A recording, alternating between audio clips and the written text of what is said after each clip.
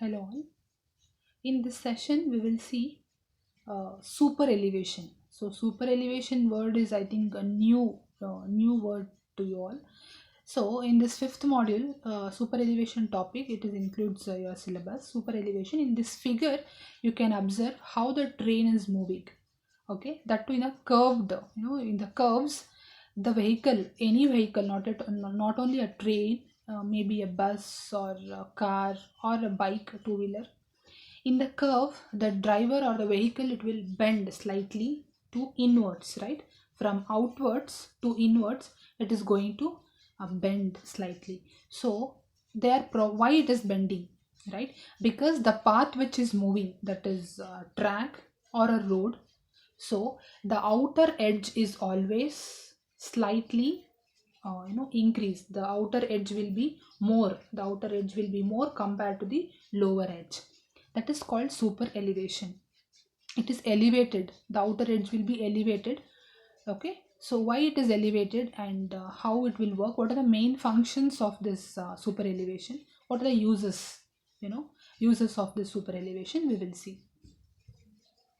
Here you can see super elevation is a transverse slope provided to counteract the effect of centrifugal force and reduces the tendency of vehicle to overturn. In the figure you can see the outer edges, it is slightly increased compared to the inner edge.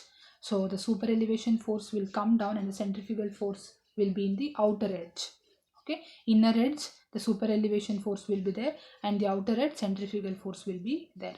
Why it is provided and what are the main functions, we will see in the next slides. Okay, reduces the tendency of vehicle to overturn and to skid laterally outwards by raising the pavement outer edge with respect to the inner edge. That is, pavement means road path. That black color, that bituminous material what you can see in the road, that is called a pavement path. That path is little bit increased in the outer edge compared to the inner edge. So to avoid the skid, that also, the skidding will be reduced in that case. So super elevation is represented by small e. So please remember this, super elevation is represented by small e. We will see the formulas, everything. For example, if the super elevation is not provided, if I want to tell, so in the small roads, in a street roads, you can observe super elevation will be not provided.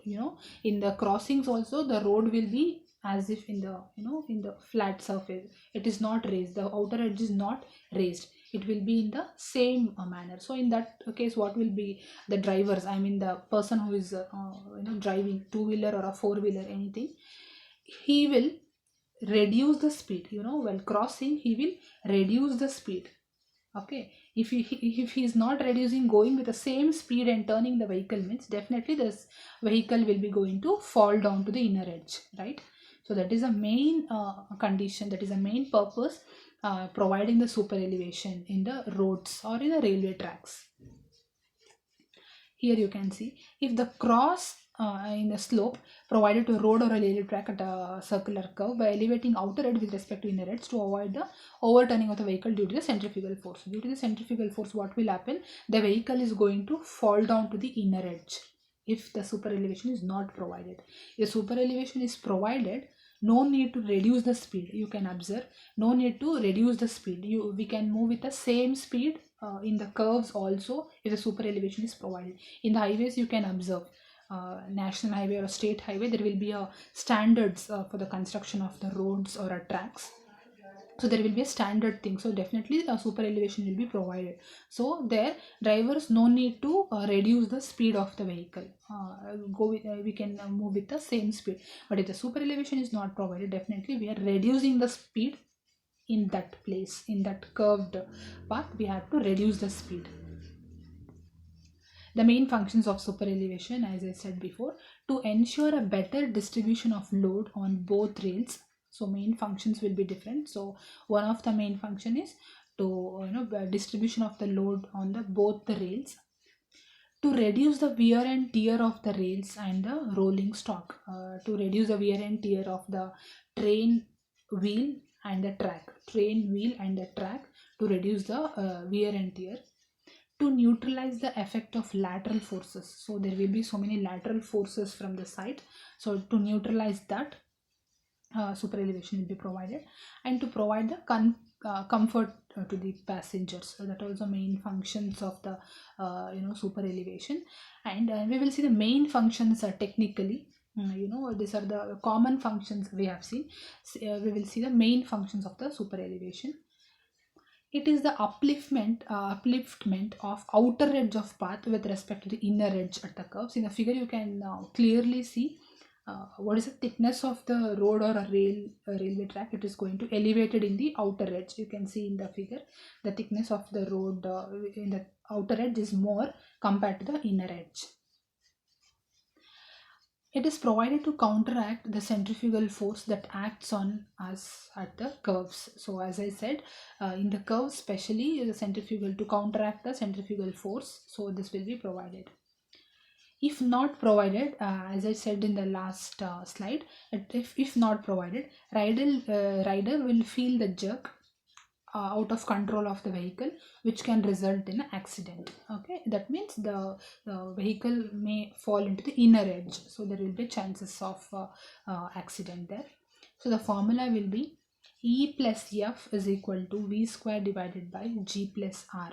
Okay, so the E, that is the rate of super elevation, it will be in the percentage, and F will be the lateral frictional force, that is it will be different for different places or a different material. So that is 0.15 is the example which I have given. So while seeing the problems, we will see the exact lateral forces. What is lateral forces and what is the frictional force, everything is in the module 2, that is a frictional force. Please see that, refer that chapter. In this figure also you can see clearly the highways. The highways are how elevated in the outer edge, so clearly you can see here. So if the elevation is not provided, so as I said in the last class, the vehicle which is coming in the road may fall into the inner edge. It helps to keep your speed constant with comfort on a curved path. As I said in the last slide, so no need to reduce the speed. There is a super elevation, or there is elevated of the road or a railway track. No need to reduce the speed. We can maintain the constant speed in the super elevation part. It reduces the number of accidents. It helps to drain off the rainwater towards the inner side. So this is also one of the main function of the super elevation. So whatever the rainwater which is the falling on the road, easily it will drain off. Otherwise what will happen, the water will be accumulating on the road surface. It will be affecting to the vehicles also, and the body of the road also. May it will be sucking inside, or it will be on the road itself. So this will be a problem. Skids will be more in the rainy season, as we observed.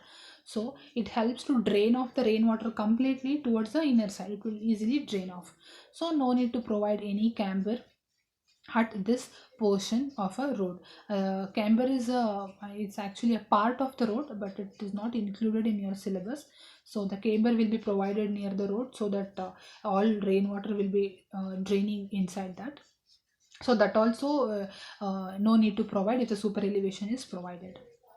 It also helps to keep the vehicles to their proper side on the roads, and thus prevents head collision of vehicles moving in the opposite direction. So if the super elevation is provided, so the proper side of the vehicles will be not having accidents or head-on collision when it is moving in the opposite side. When the two paths are not there, if the two lanes roads, if the two lanes are not there, so if the proper lanes if you are giving means, so no head-on collision between the vehicles will happen. Easily all the vehicles will move. Thank you.